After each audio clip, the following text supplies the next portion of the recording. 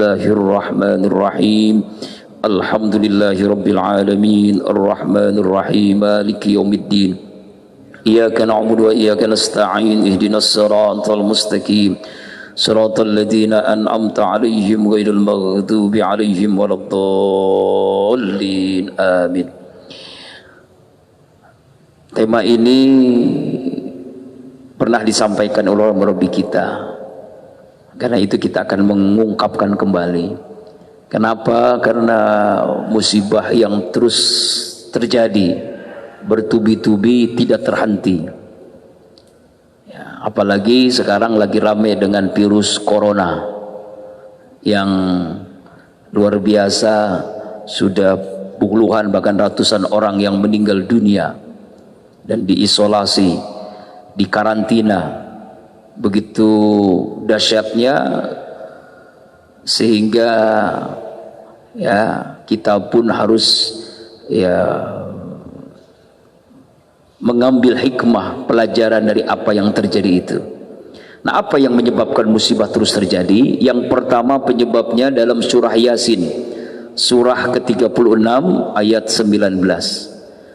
Karena banyaknya maksiat, karena banyaknya perbuatan dosa.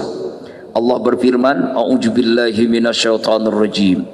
Qalu ta'irukum ma'akum a in zukirtum bal antum qaumum musrifun. Mereka bertanya, utusan-utusan itu, ini utusan tentang kisahnya Nabi Isa alaihissalam, utusan Nabi Isa, ya.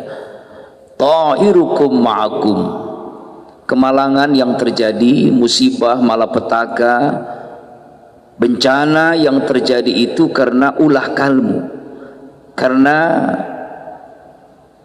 kamu sendiri. A'in zukirtum, apakah jika kalian diberikan peringatan bahwa musibah akan terjadi, bal antum qaumum musrifun, sebenarnya kamu adalah kaum yang keterlaluan. Jadi keterlaluan, musrifun itu artinya sudah melampaui batas dengan maksiat. Keterlaluan dengan perbuatan dosa, itulah penyebab musibah. Zina, LGBT, kumpul kebo, korupsi, riba, renten, zalim. Jadi berbagai macam musibah yang terus terjadi, itulah yang mengundang bencana. Jadi musibah itu terus terjadi karena yang mengundangnya kita, karena kemaksiatan yang kita lakukan yang terus terjadi, maka musibah pun terus terjadi. Jadi bagaimana caranya supaya musibah tidak terjadi lagi? Banjir, gempa, longsor, tsunami, ya, virus, penyakit. Tinggalkan maksiat, tinggalkan perbuatan dosa. Ya, inilah penyebab yang pertama. Yang kedua dalam surah Al-Qasas ayat 28. Ya, maaf, surah Al-Qasas itu surah ke-28, bukan ayat 28. Afwan. Nah, ini mungkin kebesaran jadi nggak kelihatan. Ayat yang ke-59, surah ke-28 Al-Qasas ayat 59. A'udzubillahi minasyaitonir rajim. Wa ma kana rabbuka muhlikal qura hatta yab'asa fi ummi rasula yaslu alaihim ayatina wa ma kunna mulikul qura illa wa ahluha zalimun. Tidaklah Allah Tuhanmu membinasakan kampung, kota, daerah sebelum Allah mengutus di kota itu seorang rasul yang membacakan ayat-ayat kami kepada mereka. Wa ma kunna muhlikil qura illa wa ahluha zalimun, dan tidak pernah kami binasakan kota, kampung, daerah kecuali penduduknya dalam keadaan melakukan kezaliman. Kezaliman.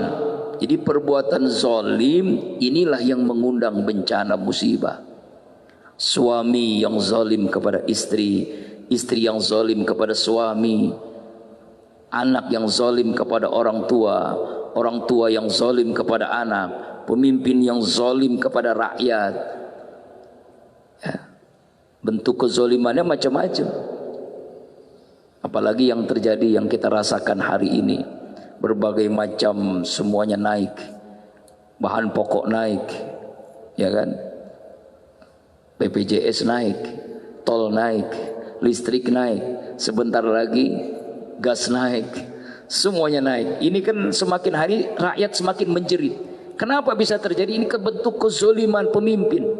Kezoliman pemimpin adalah membebani rakyat. Kezoliman seorang suami yang zolim kepada istrinya, ya, zolim, memukulnya, bahkan menyiksanya, membunuhnya. Nauzubillah min dzalik. Bahkan istri ada yang membunuh suaminya karena cemburu dan sebagainya. Kezoliman, kezoliman yang terus terjadi, makanya Allah akan binasakan negeri itu dengan apa? Dengan berbagai bencana, dengan berbagai macam malapetaka. Bagaimana Allah hancurkan kaum Ad, kaum Samud, kaum Nabi Nuh, kaum Nabi Musa, Fir'aun, Qarun. Bagaimana Allah hancurkan kebinasaan sebuah negeri karena kezaliman para pemimpinnya. Dan ini sudah terjadi sejak dahulu kala. Kezaliman Tiongkok kepada Muslim Uyghur Cina, ya kan? Bagaimana membuat sebuah penjara bagi umat Islam, dikarantina umat Islam, diperkosa wanitanya, muslimahnya, dibuka auratnya, anak-anaknya dicekoki komunis, yang sehat diambil organ tubuhnya. Kezaliman yang sangat luar biasa. Makanya Allah turunkan bencana malapetaka.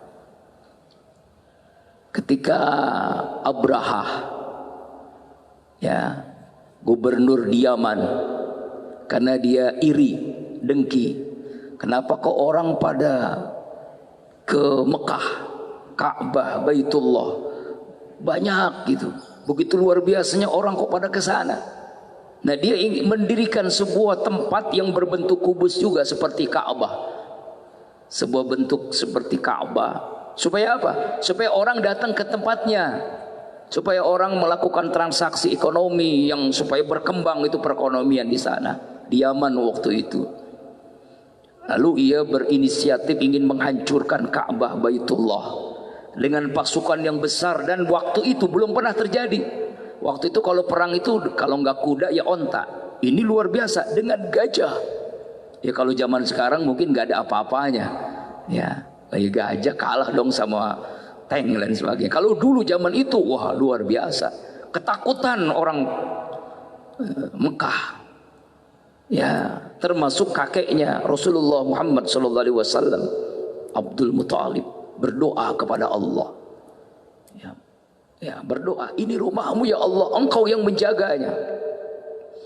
Nah, maka Allah turunkan bala tentara yang luar biasa, kecil tapi luar biasa, burung hudhud, ya, dengan batu kerikil kecil, yang akhirnya apa yang terjadi? Gajah, manusia yang dipimpin oleh Abraha, pasukannya hancur seperti ulat, seperti daun yang dimakan ulat. Mari kita lihat dalam surah Al-Fil. A'udzubillahi minasyaitonirrajim. Bismillahirrahmanirrahim. Alam taro kaifa fa'ala rabbuka bi ashabil fil. Alam yaj'al kaidahum fi tadlil wa arsala alaihim tayran ababil tarmihim bihijaratin min sijil faja'alahum ka'asfin ma'kul.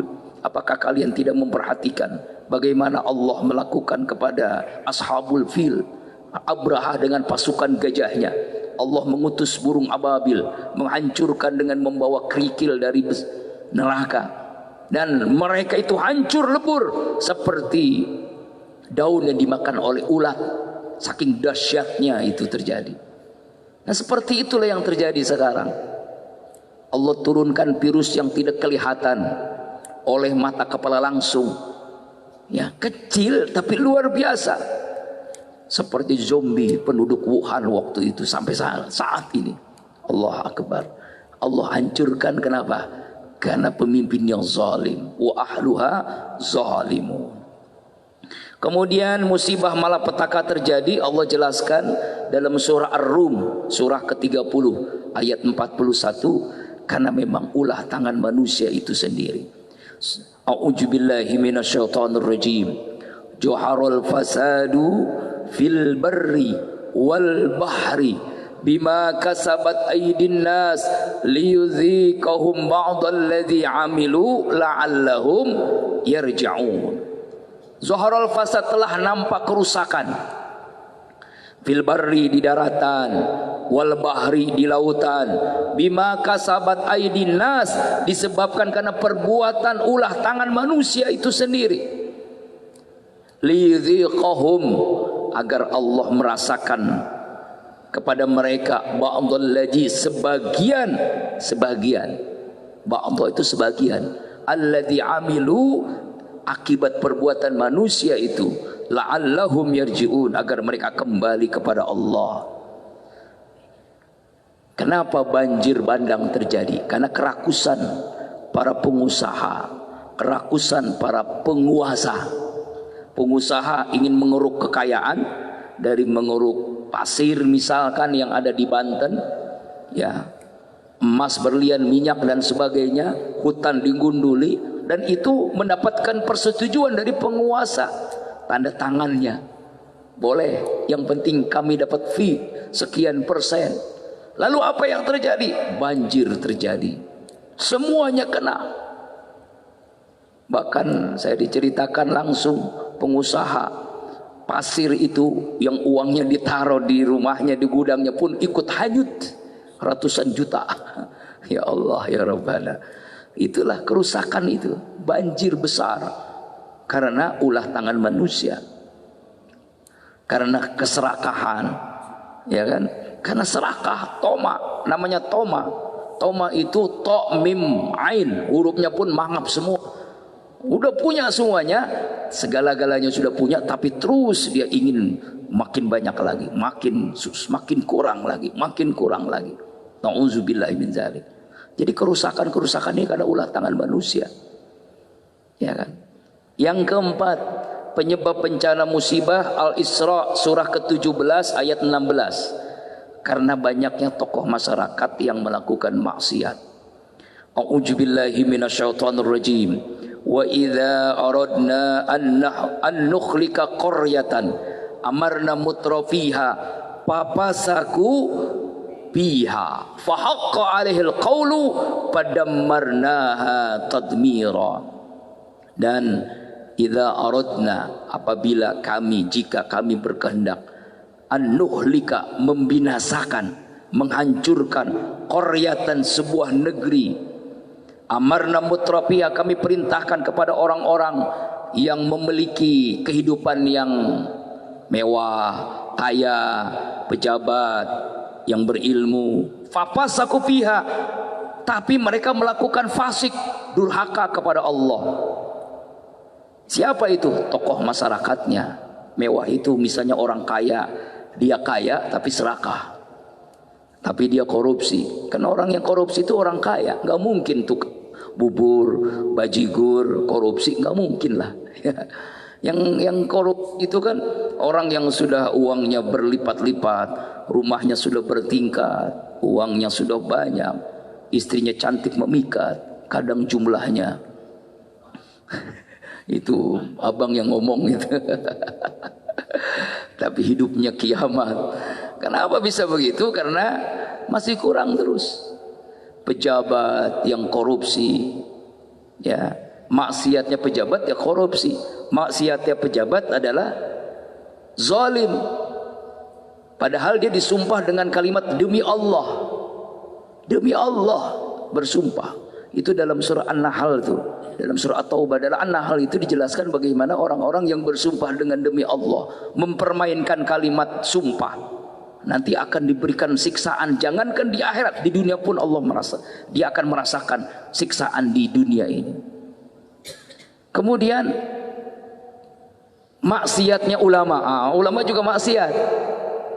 Ulama su, kata Imam Al-Ghazali, ulama jelek, yaitu ulama yang hubud dunia, cinta dengan dunia, menghalalkan yang haram, mengharamkan yang halal.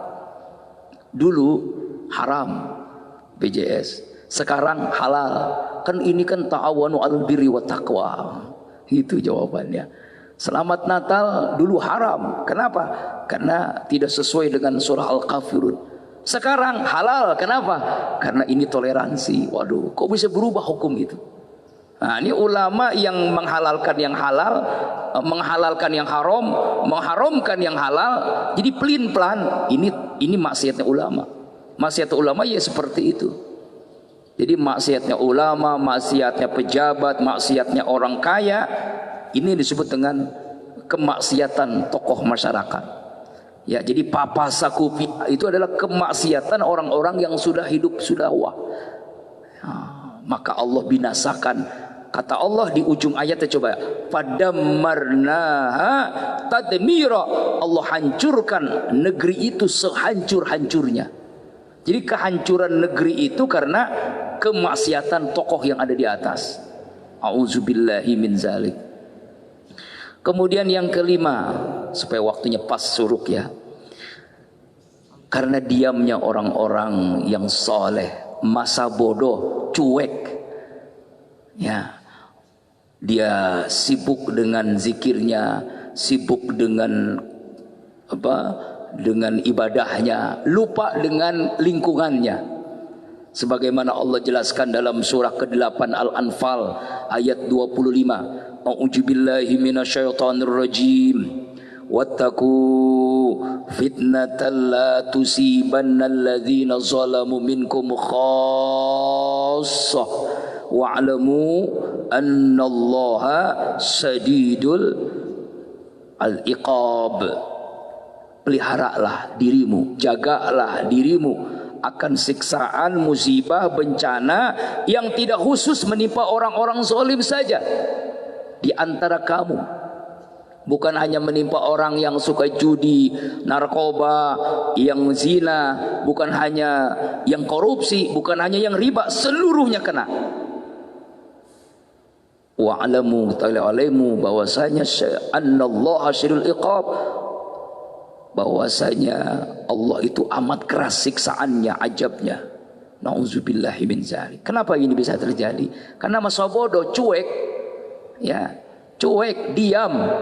Orang-orang soleh ketika melihat kemaksiatan, kemungkaran. Padahal Rasulullah SAW pernah mengungkapkan dalam sebuah hadis, man ra'a minkum munkaron, siapa orang yang melihat kemungkaran, baik dirinya, keluarganya, lingkungannya, apalagi sampai negerinya, maka rubahlah dengan biyadih, dengan tangannya, kekuasaannya, dengan kepemimpinannya, RT-nya dengan kemampuan di lingkungan RT, RW di lingkungan RW, lurah di lingkungan kelurahan, sampai terus sampai yang paling tinggi. Itu. Jadi ketika melihat kemungkaran, ubah. Makanya tanda tangan pejabat itu lebih hebat daripada koar-koarnya ulama. Allah Akbar. Sampai busah ustadz, kiai, ajengan, habaib itu sulit itu, ya. Dengan satu tanda tangannya pejabat. Cukup tanda tangannya pejabat, tutup itu miras, tutup itu zina dan sebagainya. Itu Masya Allah. Itulah tangan. Enggak mampu karena kita bukan pejabat, kita bukan penguasa. Fa illam yastati fa bilisani, dengan lisan. Inilah dakwah amar ma'ruf nahi munkar. Itu yang dilakukan oleh imam besar kita Habibuna Habib Rizik Syihab yang luar biasa.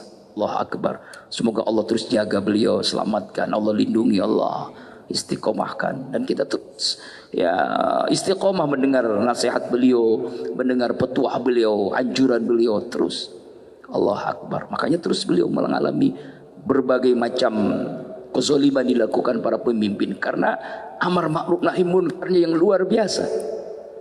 Jadi jangan sampai minimal lah kita ini kalau di lingkungan kita ada yang berzina, jangan sampai ada. Tuh kalau dalam hadis Rasulullah, di kampung kita ada yang berzina, 40 rumah ke depan, 40 rumah ke belakang, 40 rumah kanan, 40 rumah ke kiri, itu dapat sialnya. Azan buwa mahaka fi sodrik, dosa itu mengundang sial. Jadi sialnya itu dapat kita kalau kita diam. Makanya nggak boleh diam, minimal laporkan ke RT RW, minimal itu. Apalagi kita sampai merubahnya, Jangan sampai di kampung kita ada yang berzina, ada yang LGBT, ada yang korupsi, ada yang apa lagi, ya, narkoba, minuman keras, judi. Jangan sampai. Ubah sesuai dengan kemampuan kita tentunya, dengan lisan kita.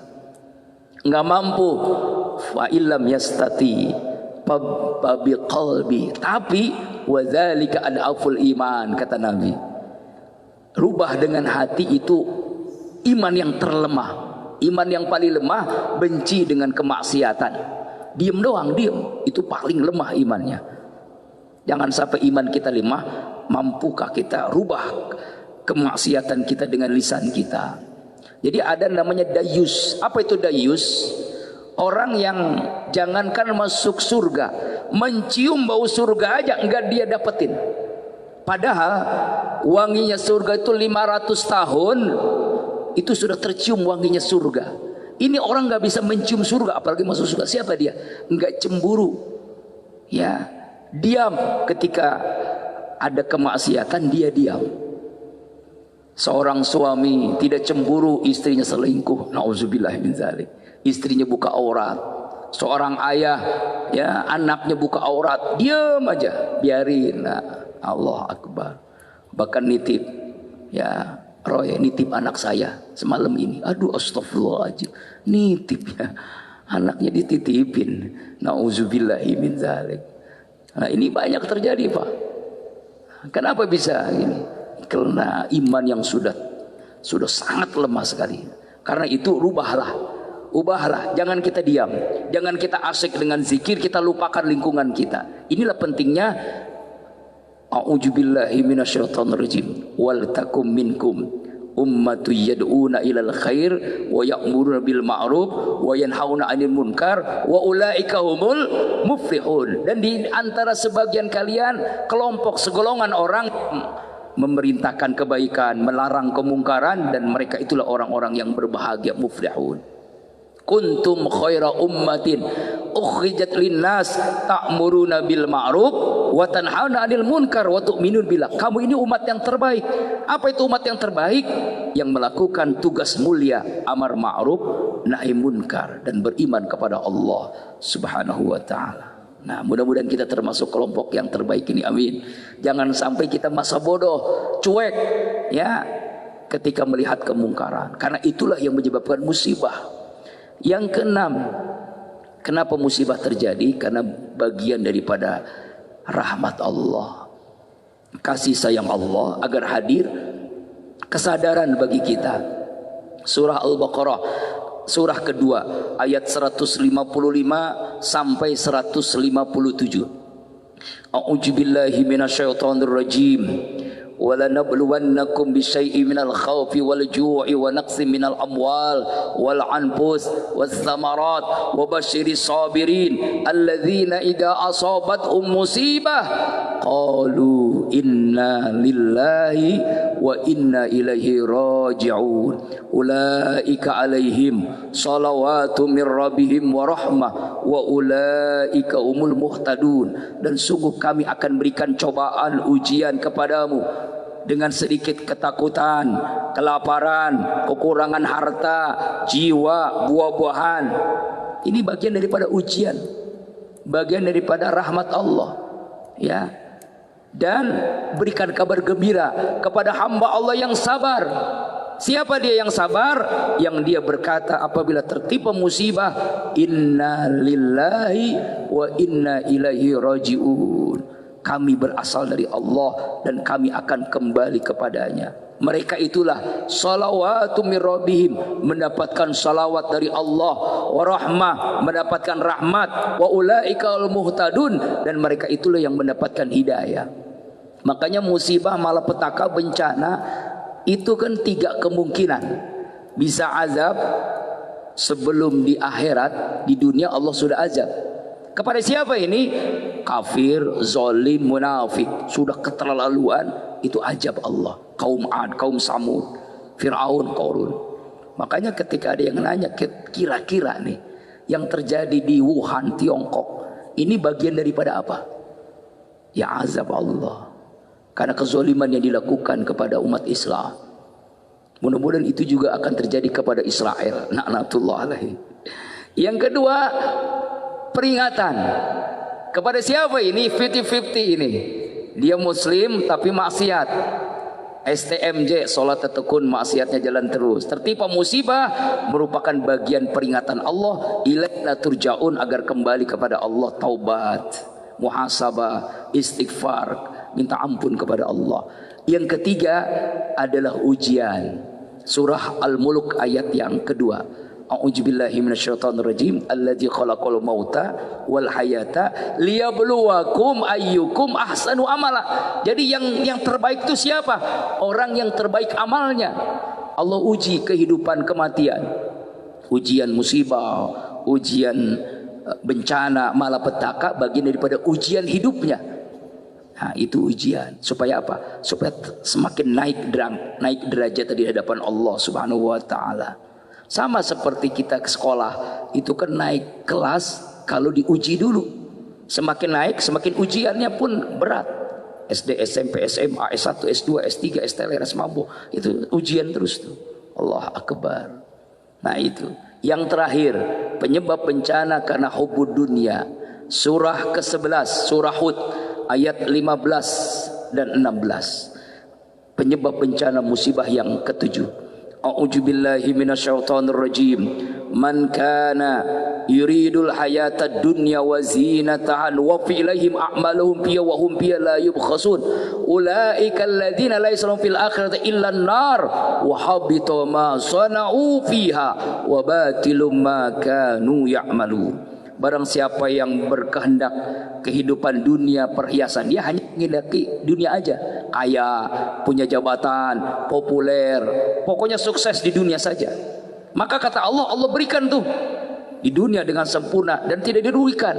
Dia kaya, dia sukses, dapat dunia semua. Tapi nanti di akhirat, ulaikal ladzina laisa lahum fil akhirati illa nar. Dia tidak memperoleh sedikit pun di akhirat kecuali neraka. Dan wahabita masanau, lenyaplah, hilanglah apa yang mereka lakukan waktu di dunia, dan wabatilum makanu ya'mal, dan sia-sialah apa yang mereka lakukan selama ini. Dia pergi gelap pulang gelap untuk dunia saja, mencari harta, mencari jabatan, supaya hidupnya dunia bahagia. Tapi di akhirat gak pernah dia ingin bahagia.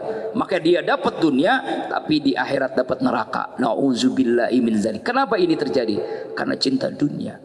Makanya ada dua penyakit yang sekarang terjadi.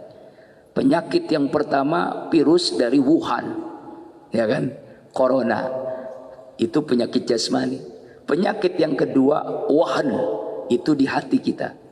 Itu sebagaimana hadis Rasulullah Shallallahu Alaihi Wasallam, riwayat Abu Daud, hadis ke 4297 dan Imam Ahmad. Oh, kecil banget tadi saya gedein dulu ya supaya kelihatan. Hadis saya supaya kelihatan. Kurang gede. Gede, kelihatan ya. Ausaban qala Rasulullah sallallahu alaihi wasallam, yusiku al umamu an tada'a alaikum kama tada'a al aqal ila qas'atiha. Faqala qailun wa min qillati nahnu yawmajin, qala bal antum yawmajin katsir walakinnahum gusaun ka gusal sail wala yanzi anna Allahu min suduri aduwakumul mahabbah minkum wal yanzifanna Allahu fi qulubikum al-wahn. Faqala qail ya Rasulullah wa mal wahnu? Qalu hubbud dunya wa karahiyatul maut. Dari Sauban ia berkata bahwa Rasulullah SAW bersabda, hampir saja umat Islam ini, ya umat-umat yang lain, orang-orang yang sesat, orang kafir menggumuli kalian ini maksudnya umat Islam, dari berbagai penjuru. Kita kan sekarang kan begitu kan, dari Yahudi, Nasrani, orang kafir, orang munafik. Umat Islam, mukmin itu dikerumuni itu. Sebagaimana mereka berkumpul menghadapi makanan dalam piring. Ini perumpamaan oleh Rasulullah. Kemudian seorang bertanya, ya Rasulullah, apakah kami ini sedikit? Apa kata Nabi? Bahkan kami ini banyak. Pada saat itu kalian banyak, mayoritas. Mayoritas kan, umat Islam di Indonesia sudah mayoritas.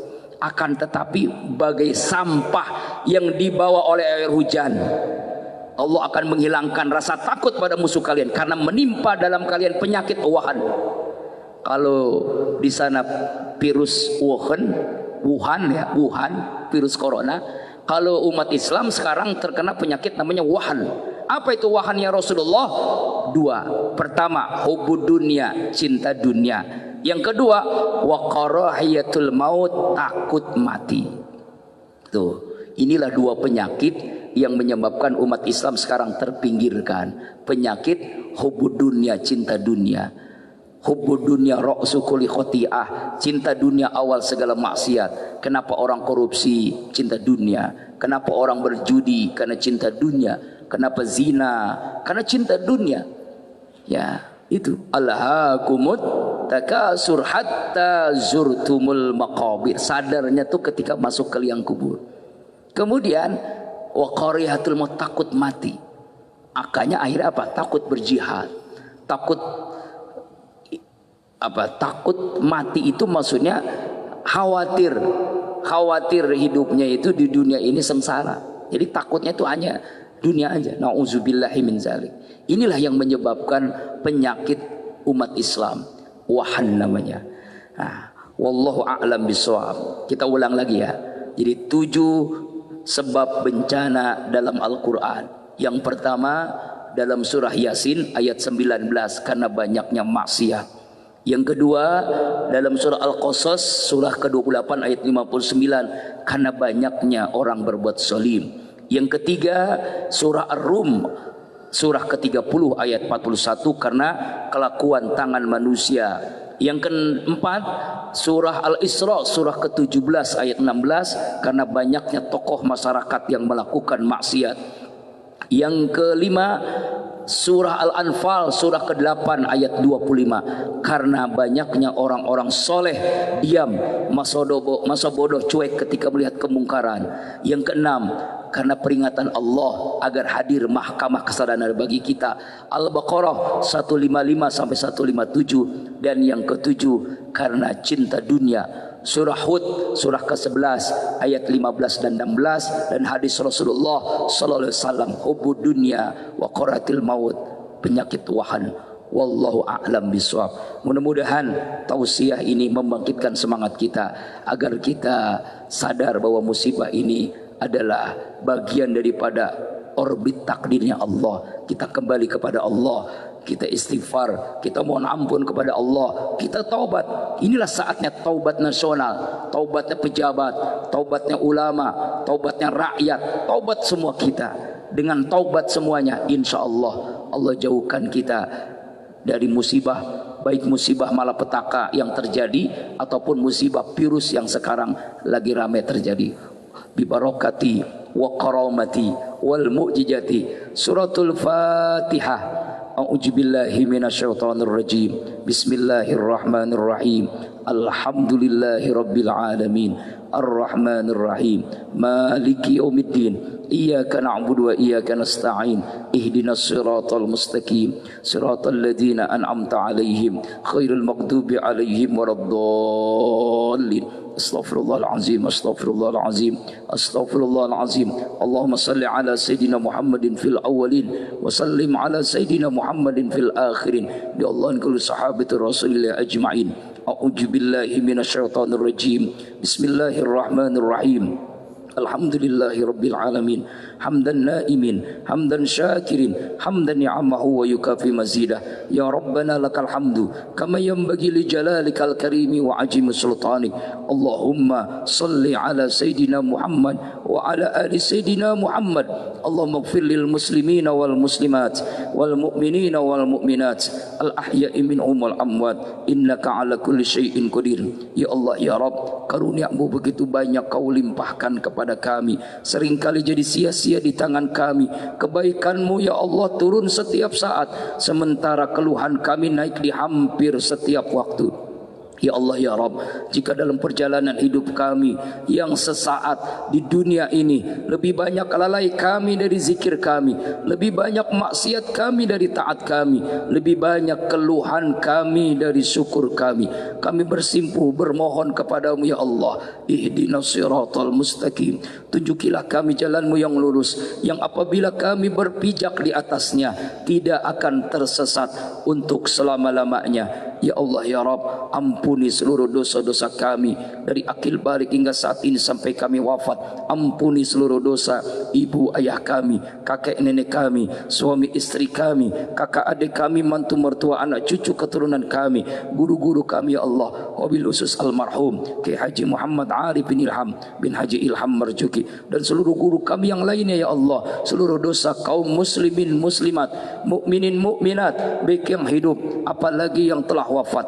Ya Allah ya Rabb, karuniakan kepada kami akidah yang kuat, ibadah yang khusyuk, hati yang bersih, akhlak yang mulia, ilmu yang bermanfaat, sehat walafiat, rezeki yang halal, berkah dunia akhirat, keluarga yang sakinah, anak cucu keturunan soleh soleha. Selamatkan kami ya Allah, selamatkan negeri kami dari kemaksiatan, kezaliman, dari musibah, dari bencana, dari malapetaka ya Allah. Jaga, lindungi, selamatkan ya Allah saudara-saudara kami yang tertimpa musibah, saudara-saudara kami yang terzalimi di Gaza, Palestina, Suriah, Rahim Myanmar, Uighur, Cina, Fatani, Thailand, Moro, Filipina, dan di seluruh belahan dunia ini Allah. Kami mohon ya Allah, bahagiakan semua kami dengan ridha-Mu, dengan surga-Mu. Wafatkan semua kami dalam keadaan terbaik, husnul khatimah.